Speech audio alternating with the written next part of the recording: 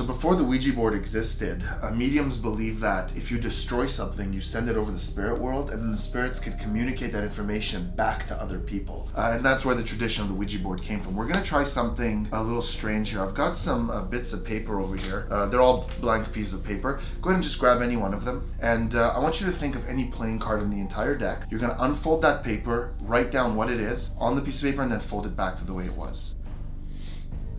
You good? Yep. Fold it up, make sure there's no way I could see what you wrote down. All right. Set it down. There's no way I could see what that is, right? Nope. In a moment, we're gonna destroy this. Okay. But before we do, I'm gonna pick one for myself as well. I'm gonna think of a card, grab one of these pieces of paper. I'm gonna write down, I wanna make sure you don't see this.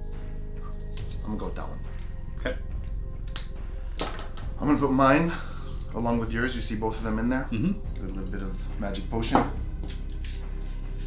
And this is the part where mediums believe that by destroying something, you send it over to the spirit world. Now, traditionally, they believe that the information is now being conveyed to these spirits. Okay. I've got a deck of cards here. All 52 cards are there. 54, the jokers are in there as well. All right. You can see that they're all there. Mm-hmm. In a moment, we're going to try to see if the information can come back to us. Okay. So I'm going to give you half the cards. Here you go. Take half the cards. And hold it in your hand like this. And I don't want you to do these decisions consciously. Just almost let your instincts guide you. Okay. I'm going to reach over with your right hand and cut a small pack from your cards like this. Got it. Turn it over. Yep. Set it back down on top of the deck. Okay. Now I want you to reach over, cut a bigger pack, cut in deeper. Yep. Flip the whole thing over. Yep. Set it down on top of the deck. Okay. Spread through all the face up cards, go to the first face down card, the one you randomly cut to. Got it. Set it down in front of you. Give me the rest of the cards. You just cut twice, and this is the card you randomly cut to. Correct. Before we did this, you thought of a card, I thought of a card. We burnt it and sent it over to the spirit world. And hopefully, they guided us to find each other's cards. What card were you thinking of? King of clubs. I randomly cut to this card. Bam. I was thinking of the two of clubs. What? You randomly just let your instincts guide you Can I? and cut to that card. Take a look. Ah! What? Wait. The spirits have guided us. That was good. You guys want to learn it? Let's go. What's up, guys? Welcome back. Chris Ramsay here, and I'm joined by my good buddy Spidey, Spiderman. Spidey is, as you may know if you tuned into this channel, but if you're new here, Spidey's a mentalist and a hypnotist. But not only that, he's a performing, touring artist. He does a lot of college shows across the states, and he's really known for a lot of his sort of seance-y type magic. By the way, if you guys want to see a really cool seance trick, like a Ouija trick, I don't know if you believe in that sort of thing, it's incredibly well put together. As a premise, like yeah. we're all aware that it's trickery, but it's still the effect it has on Or people. is it? Okay, so I'll leave the link to that below. Go check out Spidey and his channel and that video and all that. But today we're not here to talk about that. No, sir. We're here to talk about one thing in particular. What's the name of this effect? I don't know. I never named it. I was too busy creating it. Let's call it the seance trick. The seance trick. You heard it here first. All right, so I'll let Spidey take it away and talk to you guys about the seance trick. Hey guys, so to do this trick, you're gonna need a couple of things. You're gonna need your trusty deck of cards. You need a pen. You're gonna need some matches, some lighter fluid. You can get this at any corner store. Some sort of ashtray or cup. I use this gothic looking chalice. I think that looks really great. And you're gonna need little bits of paper. I use blank business cards. You can use business cards with writing on them. Bits of just regular paper that are torn up into rectangles. What about the alphabet cards? Now the great thing about this routine is that it's very customizable. In this tutorial, we're gonna learn how to do it with playing cards. I usually do it with creepy looking alphabet cards. Link in the description. Sorry. The chalice and the lighter fluid and the matches, you can just tear them up or just leave the billets there.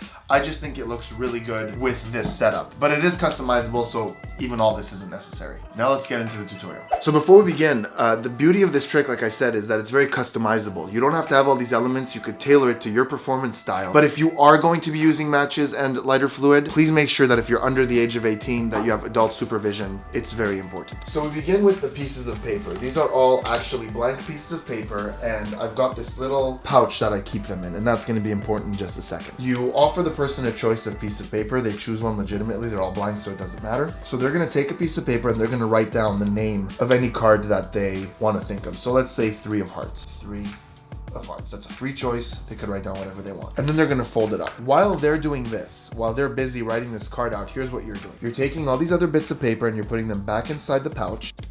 And on the last one that you put in there, your hand goes into the pouch, retains it in finger palm. This is finger palm, and it's very easy with pieces of paper, especially if they're rigid. That's why I like to use rigid paper, because it's easy to really like clip it. So that last one remains in your right hand like this, and you come out of the pouch like this. Now, to look natural, you can hold on to the pouch. You can just sit casually like this, which is what I did earlier. They're gonna fold this up, and you're gonna have them set it down on the table. Now here comes the switch. Don't be nervous about this. Practice this till it feels comfortable, but it's really not that big a deal. Your hands aren't being burned at this point, because all you're doing seemingly is putting that piece of paper in that cup or ashtray or whatever. And the way that looks is this. You're gonna pick it up with your left hand, and now the psychology is you realize you gotta go get that cup, and you need your left hand to get that cup. So you're gonna come over and make it seem like you're picking up this piece of paper. In fact, what happens is this goes into finger palm.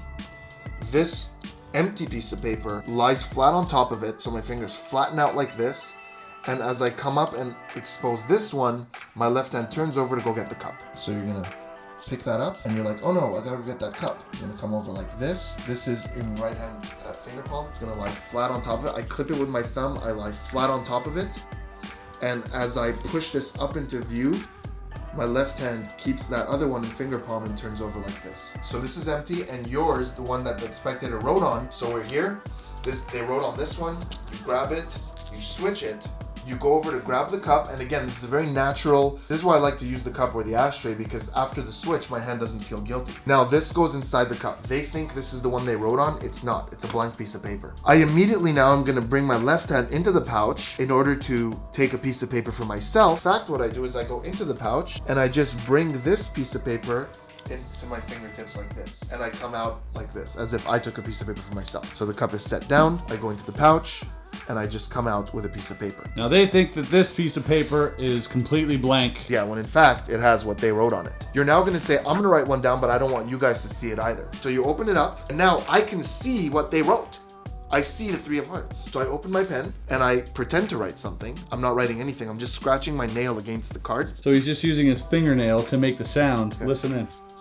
While doing that, I've just seen the card that they wrote. I fold this up. Now you're way ahead. I'm so far ahead. Place it inside the cup. If you're doing the lighter fluid version with adult supervision, put some of that, and you burn them. Now, of course, you can tear them, or you can destroy them another way, or not even tear them, just get rid of them.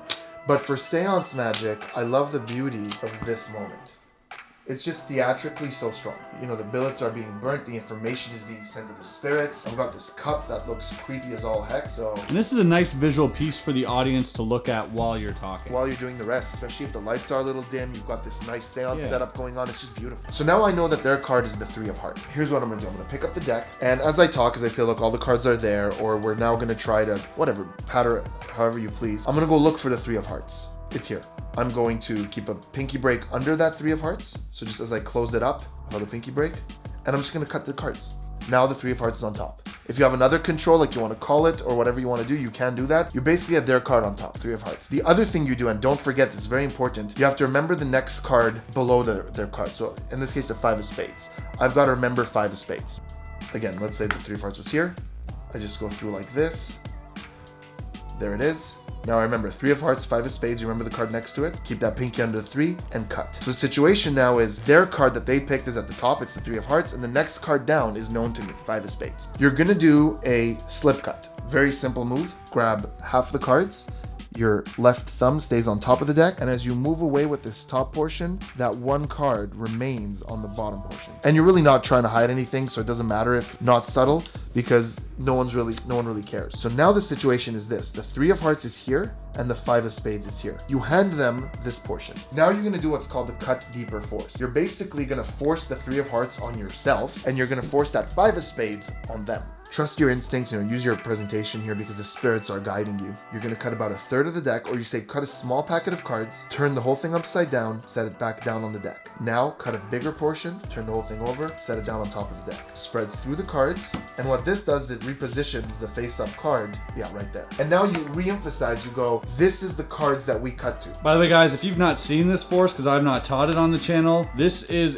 an excellent way to force a card. In my opinion, it's like one step over the the crisscross force, where the crisscross force seems a little obvious to a lot of people. This one, because there's so many cuts, they kind of lose what's happening. They can't really reconstruct exactly what happened. So this is a great force that you can use in any routine you like to force a card with, but especially in this one. Yeah, and I particularly like it in this trick because it kind of makes sense. The spirits are guiding you to these series of cuts. Like, it's just sort of like, there's like this beautiful choreography to it. So now you say, we've cut to these cards randomly. Now you're gonna start with them. You ask them, what card did you send to the spirits? And they're gonna say 3 of hearts. Boom. And this is a killer moment. They have no idea that you saw what their card was. They have no idea that you controlled it. Now you're gonna miscall. You're gonna lie about what you wrote down because you didn't write down anything. I wrote down the 5 of spades. Take a look at what card you cut to. And this is them. They did it. They found your card. Go ahead. And there it is. The 5 of spades. And then they just go. And then they take the fluid and they burn you because they think you're a witch. That would make for a good video. Burn the witch. Burn the witch. That was it. That was Spidey. That was the seance trick. Hope you enjoyed that. And as Spidey mentioned before, you know, this is something you can customize yourself. Don't go out there and perform it exactly like he did if this isn't you. Do it the way you would do it. Change it up a bit, and I would love to hear your feedback, and I'm sure Spidey would as well. Comment below. Let us know what you thought of this effect, and don't forget to subscribe to Spidey's channel. Check out his seance video. It's creepy. It's creepy. It's so creepy. It is pretty creepy, yeah, actually. It's like nuts, like just that reaction at the end. Yeah. I bet you were surprised in that video a few times. You're like, really? Yeah, dude, I went with it. I didn't know that that was gonna happen. If you guys see it, there's something that happens in there that I didn't know was gonna happen. I was just like, okay, I guess that's what happened. I'm just gonna go with it. I just rolled with it. Well, let's see if you guys can figure what that little thing is and comment it on his video. And we'll see you guys on the next video. Peace.